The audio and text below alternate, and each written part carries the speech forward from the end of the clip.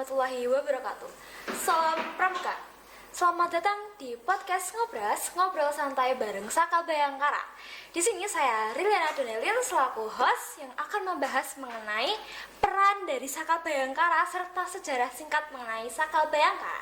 Nah, sebelum itu kami akan mendatangkan dua tamu spesial teman-teman. Mereka ini adalah orang-orang hebat yang telah berkontribusi aktif di Saka Bayangkara. Langsung saja kita panggil pada Kak Nadib Supriyanto dan Kak Ananda Putri Rahmawati.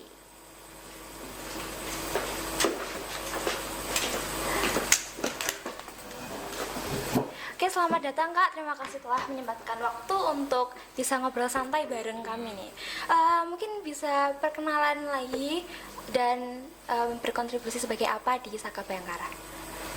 Baik, terima kasih untuk Kak Rilina telah mengundang kami ya untuk di podcast kali ini.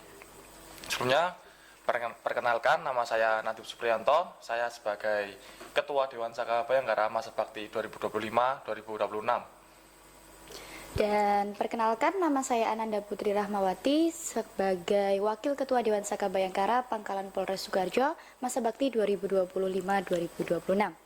Oke, terima kasih Kak Nanda dan Kak Nadib telah menyempatkan waktu. Langsung saja nih Kak, saya tuh sangat penasaran ya tentang sejarah singkat saja dari Saka Bayangkara itu bagaimana. Dan mungkin ada motivasi di balik Saka Bayangkara atau motivasi kakak bergabung di Saka ini tuh apa ya Kak? Untuk pembentukan Saka Bayangkara Pangkalan Polres Sukoharjo ya. Untuk pembentukan Saka Bayangkara Pangkalan Polres Sukoharjo itu atas dasar usulan dari Kuartir Cabang Sukoharjo. Nah, untuk pembentukannya sendiri itu dari tahun 1966. Wow, udah lama banget Kak. Ya, udah lama ya. Itu kan juga sesuai dengan SK nasional. Terus Saka Bayangkara Pangkalan Polres Sukoharjo itu mulai aktif di tahun 2000-an Kak. Oh, oke. Jadi sudah hampir 25 tahun ini. Wow, benar-benar udah lama banget ya Kak. Oke, kita lanjut saja. Terus kemarin tuh ada proses pelatihan ya untuk anggota baru nih. Mungkin bisa dijelasin Kak prosesnya tuh bagaimana. Lalu mungkin ada penerapan yang bisa diambil dari pelatihan kemarin gitu. Keterampilan apa saja yang bisa diambil dari kemarin itu? Oke, mohon izin menjawab ya. Jadi untuk pelatihan itu setiap anggota baru atau setiap ada angkatan baru tuh pasti ada yang namanya pelatihan untuk mereka ke depannya gimana. Seperti yang pertama itu pasti ada pertemuan perdana dulu untuk masa perkenalan. Kemudian juga mereka saling mengenal kepada teman-teman yang notabene itu juga mereka beda sekolah, otomatis juga menambah relasi mereka kan ke depannya. Setelah itu juga nanti ada penampilan seperti itu, penampilan dari Dewan Saka maupun anggota Krida di Saka Bayangkara sebagai pemicu semangat mereka untuk kedepannya. Wah, ternyata Dewan Saka seperti ini, wah ternyata anggota Kridanya Saka seperti ini. Jadi mereka muncul semangat kedepannya tuh gimana. Itu proses awal menjadi calon anggota yang kemudian nanti disusul dengan kemah diksar atau pendidikan latihan dasar ya. Itu kemah pertama kali. Kemudian nanti menjalankan pelatihan atau pertemuan Saka Bayangkara untuk memahami materi Saka maupun sejarah Saka Bayangkara dan materi Saka lain, tapi materi Saka di Indonesia gitu, materi umum ibaratnya. Dan nanti baru bisa dilantik menjadi anggota Saka Bayangkara pada perkemahan bakti atau Pertikaraja. Oh gitu, wah menarik sekali ya Kak, pasti kakaknya udah berpengalaman juga nih di Saka ini. Oke, peran Saka Bayangkara dalam mendukung tugas kepolisian di Polres Sukoharjo bagaimana Kak? Mungkin ada contoh nyatanya gitu, perannya itu apa saja sih yang udah diterapin kakak nih? Nah, untuk proses peran Saka Bayangkara di kepolisian itu ada banyak Kak. Nah, yang pertama itu kita biasanya ikut PAM. Nah, apa itu, Kak? Itu pengamanan lalu lintas. Oh iya. Itu biasanya kita melaksanakan yang utama itu 2 kali dalam setahun. Nah, yang pertama itu di aksi Pramuka Peduli Karya Bakti Lebaran. Itu biasanya kalau di kepolisian operasi Ketupat Candi. Oh, ikut ya Kak? Ya, terus yang kedua itu di aksi Pramuka Peduli Karya Bakti Natal dan Tahun Baru. Itu kalau di kepolisian biasanya disebut dengan Operasi Lilin Candi, Kak. Oke, terima kasih ya Kak atas informasinya. Kita lanjut aja. Sharing-sharing tentang pengalaman pribadi Kak Nadib dan Kak Nanda. Boleh nih, langsung aja Kak. Momen paling berkesannya apa sih? Untuk momen berkesan ya, Kak. Untuk momen berkesan dari saya itu di Jelajah Krida sih, Kak. Wah, gimana tuh? Ada Di apa nih? Jelajah Krida itu kita yang kemarin dilaksanakan itu 2 hari 1 malam. Wah, Itu kemah. bukan, Oh, itu bukan. Jelajah Krida itu perjalanan Jelajah. jauh. Oh ya. Nah, itu 2 hari 1 malam. Kita mulai di hari Jumat, Kak. Di setelah Jumatan di jam 1. Wah, panas banget itu ya Kak ya? Ya, Seru lumayan. banget itu. Nah, terus kita itu berjalan kemarin itu dari Polsek Polokarto. Jauh banget. Wow. Polsek Polokarto, kita berjalan, kita menyusuri Alas Karet. Wah, ada Lalu- misi-misinya nggak itu Kak? Kita berjalan sampai menuju di area camp untuk kita beristirahat. Nah, di area camp itu kita diisi juga kegiatan seperti pengetahuan pramuka umum. Oh, oke oke. Setelah itu kan kita materi umum itu kita istirahat. Nah, setelah istirahat, nah Apa tuh? kegiatan setelah istirahat itu kita ada lanjutan perjalanan, Kak. Perjalanan itu kita masih malam hari. Wow, menantang banget ya Kak. Iya. Malam Malam hari. malam Dari hari, siang ya. sampai malam itu berarti ya? Kita berjalan siang sampai sore dulu. Oh, sampai sore terus break baru malamnya Iya, dilanjut. Malam Wow. dilanjut. Itu masih petang kita lanjutkan sampai tujuan kita, Kak. Oh gitu. Wah, selesainya tuh jam berapa ya tuh Kak Adip? Kemarin itu kita selesai di jam 12 ya, Kak. Iya, jam Jam satunya itu 12. dibangunin, terus kita berangkat lagi gitu. Gitu. Wah, menantang banget nih. Nggak sabar nih aku nih. Oke, langsung aja nih Kak. Penasaran sama kolaborasi yang udah dilakuin oleh Saka Bayangkara dengan pihak kepolisian dan instansi lain mungkin. Apa ya Kak, kolaborasinya apa? Untuk kolaborasi Saka Bayangkara itu Program-programnya atau apa? untuk di instansi luar ya, Kak. Instansi luar itu kita bekerja sama dengan OTA. Otak apa itu otak? OTA itu orang tua asuh. Orang tua asuh. Kegiatannya? Nah, itu kegiatannya kalau kita berbanding dengan kegiatan Saka Bayangkara itu berkontribusi di kegiatan PAM di Santunan anak yatim. Santunan anak itu, Kak. yatim. Oh, gitu. Nah, kan ketika OTA itu membuat kegiatan Setiap bulan. rutin setiap bulan itu santunan anak yatim, Kak. Setiap bulan. Nah, itu Saka Bayangkara berkontribusi untuk PAM, untuk pengamanannya. Wah, oke. Berarti Saka Bayangkara memiliki peran yang penting ya bagi masyarakat ya Kak ya. Oke, nilai-nilai apa sih yang paling ditekankan dalam kegiatan Saka Bayangkara? Terus motivasi terbesar Kakak dalam menjalankan tugas sebagai ketua dan wakil Dewan Saka Bayangkara itu apa sih Kak? Baik, mohon izin untuk menjawab ya. Jadi untuk nilai-nilai yang ditekankan itu mungkin kedisiplinan ya. Di Saka Bayangkara itu memberikan pengajaran bagi anggota-anggotanya untuk disiplin, bertanggung jawab terhadap amanah yang sudah diberikan, seperti itu. Kemudian juga untuk motivasi apa sih kita bisa menjalankan tugas? Ya namanya menjadi ketua sama wakil itu menurut kami juga sesuatu yang tidak kami sangka. Ya tidak pernah tersangka kemarin-kemarin gitu. Namun alhamdulillahnya karena mendapat kepercayaan dari teman-teman senior maupun pihak dari Saka Bayangkara, kami menjadi ketua dan wakil, sehingga mau nggak mau kita pun harus memiliki tujuan yang jelas untuk kedepannya gitu. Jadi seperti amanahnya itu harus kita jalanin seperti apa, program kerjanya harus seperti apa, kemudian administrasinya harus bagaimana, kita memikirkan secara matang seperti itu. Jadi motivasinya ya harus semangat aja sih Kak, karena ini udah sebuah amanah juga yang tidak bisa kita tinggalkan, apalagi terkecoh dengan yang lain gitu. Oke, terima kasih ya Kak atas informasinya.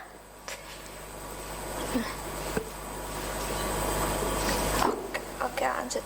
Kita lanjut aja. Oh, ternyata kita udah di penghujung acara nih Kak. Sebelum kita mengakhiri podcast ini, mungkin ada saran atau harapan bagi teman-teman yang mau bergabung atau sudah bergabung di Saka Bayangkara. Oke, baik. Untuk harapannya ya, Ya. buat teman-teman yang udah bergabung atau yang belum bergabung, tetap semangat, bahwa kita itu bisa menjadi bintang dimanapun kalau kita mau belajar dan berusaha. Dan di sini pun kalian, buat teman-teman yang belum bergabung Saka Bayangkara, kita bisa bergabung di next tahun 2026 pada pembukaan calon anggota baru tahun 2026 atau angkatan 26. Jadi buat teman-teman yang masih SMP atau SMA kelas 1 nih, persiapkan diri kalian dengan baik untuk kita belajar bersama-sama suatu saat kita bergabung menjadi satu dan bisa bertemu di satu gedung yang sama.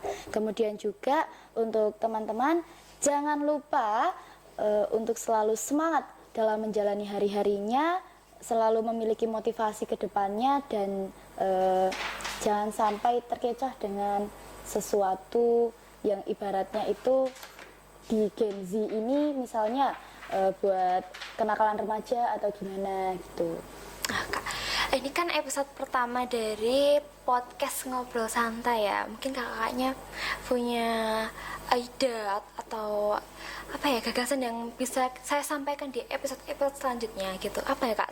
Yang kreatif mungkin tentang pengalaman di Saka atau bagaimana? Untuk selanjutnya podcast Ya. episode selanjutnya ya, Kak?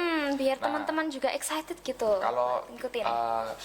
bisa kita podcast ini mengundang tamu-tamu yang penting gitu Kak.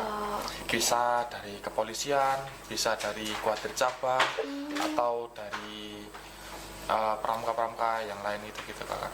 Oke. Jadi biar kesannya kesannya itu biar dapat pengalaman banyak gitu Kak. Bener banget, apalagi informasi pentingnya ya bagi yang mau bergabung mungkin atau masyarakat sekitar yang belum tahu mengenai Saka Bayangkara, nanti bisa tahu lewat ngobrol santai podcast kita.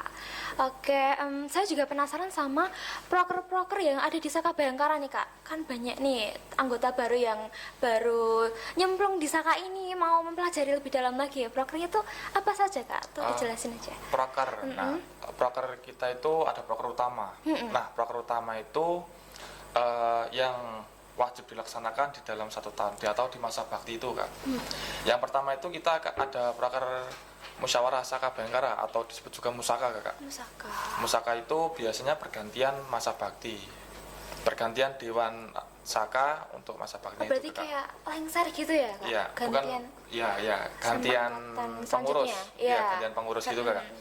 Nah, terus setelah kegiatan musyawarah Saka Bayangkara itu ada kegiatan pendidikan daksa atau enggak perkemahan diksar itu Kak. Oh iya, yang disebutin tadi ya Kak ya? Ya, perkemahan diksar itu setelah musyawarah Saka Bayangkara atau disebut musaka itu.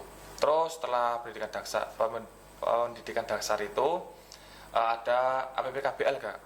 Apa itu Kak, PPKPL? APPKBL itu Aksi Pramuka Peduli Karya Bakti Lebaran.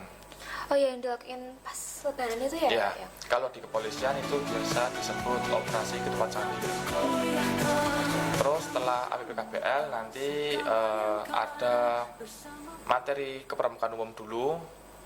Setelah materi kepramukaan umum nanti kita lanjutkan pendalaman krida. Gitu. Pendalaman krida setelah nanti ada pertama itu 2 krida terlebih dahulu. Apa itu Kak? Itu pertama krida lantas.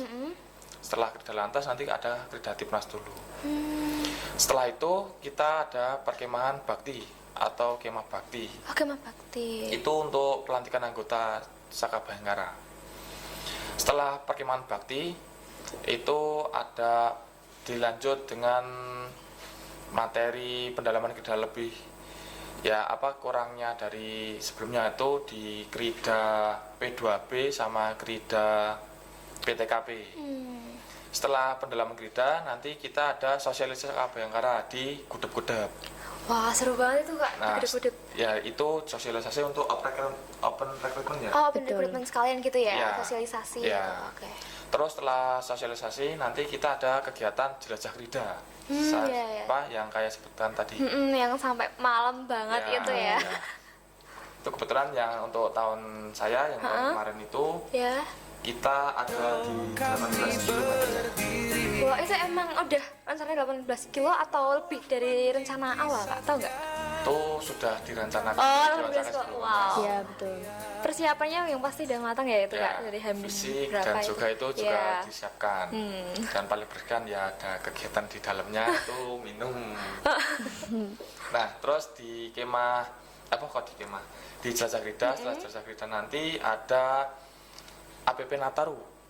Nah, APP Nataru itu aksi pramuka peduli karya bakti Natal dan Tahun Baru. Iya. Itu kalau di kepolisian bisa disebut dengan operasi lilin candi. Pengamanan Natal dan Tahun Tahun Baru itu Baru. di akhir tahun di bulan Desember. Iya, kemarin juga ada calon anggota baru yang udah ikutan ya proker tersebut. Ya, beberapa sudah ikut di tahun kemarin. Ini kan kita lagi di bulan Ramadan nih Kak. Mungkin kegiatan-kegiatan yang aktif di bulan Ramadan ini apa sih Kak? Boleh disebutin mungkin? Untuk di kegiatan Ramadan ini lumayan banyak ya Kak. Wah, apa tuh? Yang pertama itu kita ada kegiatan bagi-bagi Al-Quran. Wow, kemana itu Kak? Gimana? Kegiatan bagi-bagi Al-Quran itu kita di masjid-masjid yang kriterianya itu jamaah itu banyak Kak. Jamaah banyak dan santriwati santri itu yang ada santrinya itu. TPA-nya itu juga banyak, Aktif gitu tetapi minimnya Al-Quran dan Iqra. Oh iya. Nah, target di Ramadan ini kita ada 5, tetapi masjid? 5 masjid. Oh wow. Tapi Kita baru dapat 4. berdapat 4. Berarti Ya, satu lagi nih ya, ya. kurang Kak? 1. Lagi diekspor masjid mana nih Ya. yang cocok gitu ya? Kita survei dulu. Oke. Nah, setelah bagi-bagi Al-Quran, kita ada kegiatan bagi-bagi takjil. Wow, itu di mana tuh tempatnya Kak? Tempatnya kalau sudah direncanakan itu di depan sanggar kita, Sanggar Saka Bangkara. iya, oke. Itu di samping Patwal atau di depan pasar Insinyur Insinyur Soekarno Soekarno. Suharjo itu Kakak. Terus Terus sumbernya itu dari kita sendiri. oh gitu. Dari kita sendiri itu setiap Dewan Saka itu memberi takjil maksimal 4, siapa yang mampu gitu aja. Oh gitu. Jadi kesannya kita tidak memaksa untuk dari Dewan Saka harus mengasih itu tidak. Kita tidak memaksa. Seikhlasnya gitu Ya, ya. yang mau dan Dan- maksimal itu kalau bisa 4. Oh ya. Terus setelah bagi-bagi takjil kita ada kegiatan tadarus juga Kakak. Oh, tadarus rutin ya? Ya, Iya, tadarus saya lihat rutin. di story Instagramnya Saka Bayangkara itu. Ya. Itu gimana tuh, jam berapa? Terus seminggu berapa kali atau gimana? Nah, untuk tadarus itu kita di tahun ini itu setiap hari. Setiap hari. Setiap hari. Oh. Nah, yang tadarus itu ke teman-teman dari Dewan Saka yang melaksanakan piket di sanggar kita. Oh. Itu piket dan sekalian tadarus. Oh, jadi itu sekalian piket terus dilanjut tadarus Ya, gitu ya Kak ya? iya. Tempatnya tuh di mana sih Kak? Nah, untuk tadarus kita juga di sanggar kita juga, Sanggar Saka Bayangkara.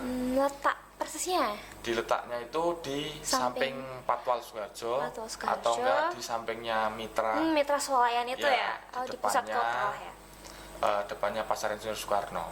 Pembagian piket atau tadarusnya itu berapa orang sih Kak? Kok kayak seru banget tuh di story tuh rame gitu. Untuk tadarus itu sesuai dengan jadwal masing-masing. Jadwalnya itu jadwal piketnya. Jadwal piket. Terus targetnya setiap hari itu minimal 1 juz Kak. Wah, bagus banget dong buat mencari pahala gitu. Ya. Ngabuburit gitu ya. Iya.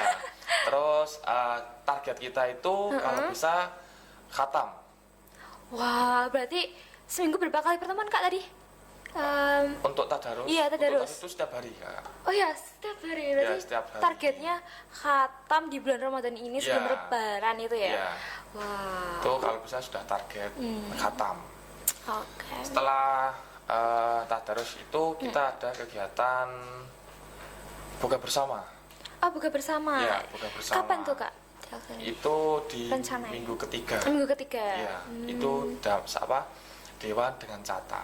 Dewan dengan Cata. Oh, Iya, gitu. itu di minggu ketiga di hari Minggu. Oh, bakal rame banget nih Iya. Kak. Wah, nggak sabar ini. Kira-kira tempatnya di mana sih Kak? Rencananya tuh di mana? Rencananya itu tempatnya di Mapolres Sukoharjo, di lapangan Mapolres Sukoharjo. Itu kita buka bersama di situ. Oke. Mungkin kakaknya ada kata-kata terakhir nih buat pesan-pesan di episode selanjutnya nih misalnya nih, biar lebih seru lagi atau bagaimana? Mungkin silahkan. Ya, seperti yang disampaikan sama Kak Nadib tadi, mungkin untuk episode selanjutnya kita bisa berkolaborasi dengan instansi luar ataupun komunitas di luar. Ya, kalau di dalam Polres itu bisa mengundang Bapak atau Ibu polisi, kemudian di luar juga bisa mengundang instansi seperti tim SAR atau apapun. Karena kan walaupun bulan puasa ini juga kemarin kita habis melaksanakan tugas, teman-teman dari Saka juga berkontribusi dalam kegiatan saat banjir itu Kak, dari tim SAR ya Kak ya. Ya gitu. Bisa banget tuh Jadi idenya tuh ya bagus. betul, bisa kolaborasi, Oke. menceritakan seperti itu. Oke, terima kasih Kak Nadib dan Kak Ananda atas waktu yang telah diberikan, sharing-sharing yang sangat informatif sekali bagi kami. Dan saya harap Saka Bayangkara bisa lebih berkontribusi aktif, bermanfaat bagi masyarakat di kedepannya. Nah, untuk para pendengar jangan lupa untuk tetap mengikuti podcast Ngobrol Santai bareng Saka Bayangkara di episode-episode selanjutnya. Oke, terima kasih telah mendengarkan dan sampai jumpa di podcast selanjutnya. Salam Pramuka. Wassalamualaikum warahmatullahi wabarakatuh. Dharma Pramuka, api unggun menyala di malam yang sunyi, latihan dan disiplin menempa diri, tangkas dan mandiri, hadapi tantangan ini. Patroli dan pengamanan, tugas mulia menolong sesama dengan hati, menjaga ketertiban demi